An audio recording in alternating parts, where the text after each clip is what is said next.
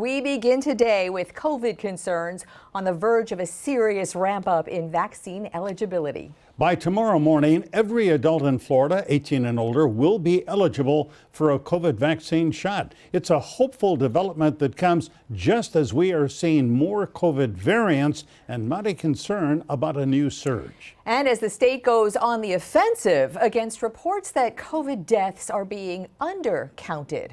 A lot to get to today with Dr. Shamarial Roberson, Deputy Secretary for the Florida Department of Health, live with us from Tallahassee. Dr. Roberson, happy Easter to you. We are grateful that you're spending a few minutes of it with us.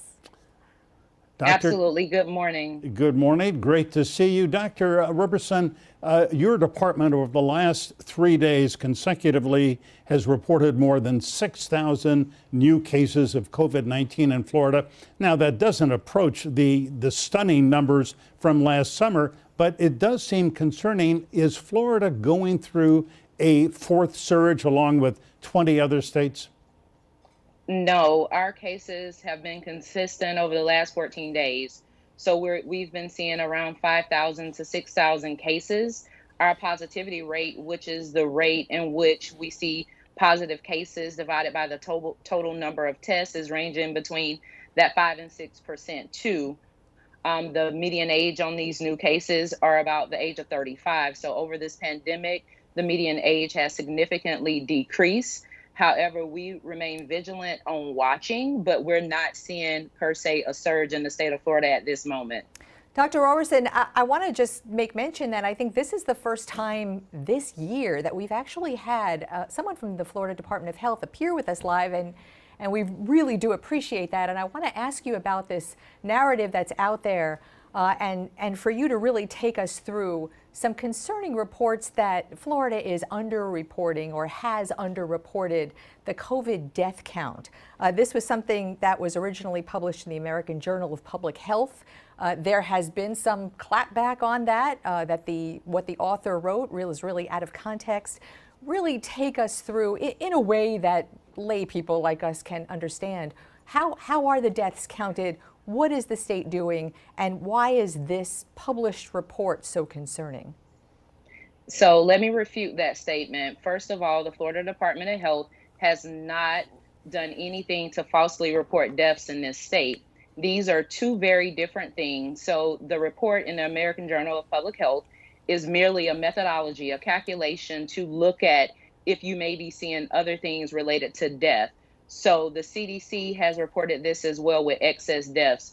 It is a calculation where you look at the number of deaths that are expected and you look at the number of deaths that are observed. In years past, the reason you do this is because you don't have day-to-day data like we do with COVID-19. So therefore, you look at what is expected and observed, and you try to see if you're seeing any patterns, and you use this as merely a forecasting tool.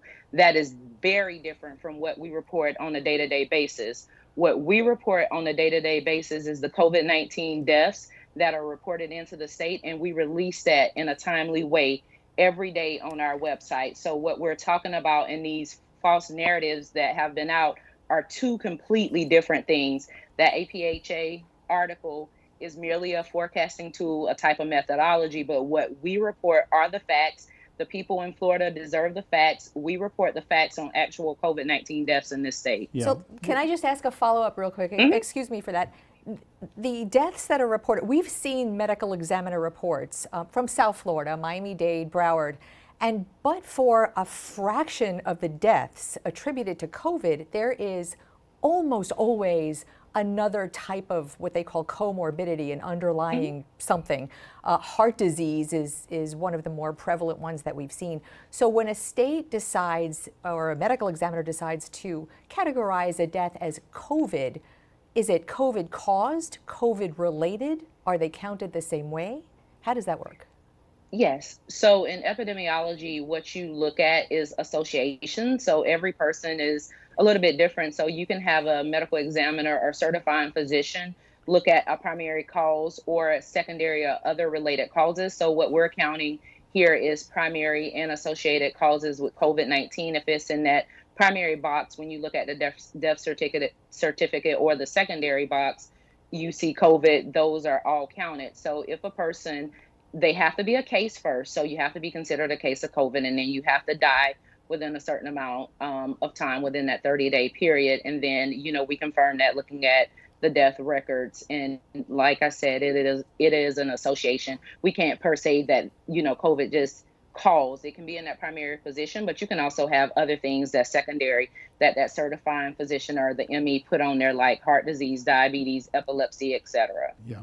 Dr. Roberson, we'll get to vaccinations in just a second, but before we get off this part of the topic, I have to say for all of us, and particularly for you as the Deputy Director of the department, the number of deaths from COVID-19 in Florida in the last year is just staggering.